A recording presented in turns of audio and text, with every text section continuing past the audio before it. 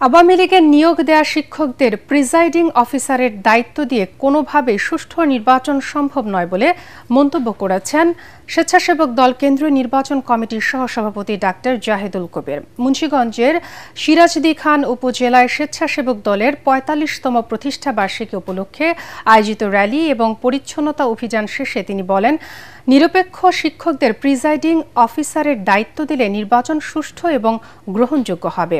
এ সময় উপস্থিত ছিলেন সিরাজদি খান উপজেলার বিএনপির সভাপতি শেখ মোহাম্মদ আবদুল্লাহ, মুন্সিগঞ্জ জেলা স্বেচ্ছাসেবক দলের সাধারণ সম্পাদক সিদ্দিক মোল্লা বিএনপি ও অঙ্গ সংগঠনের নেতাকর্মীরা।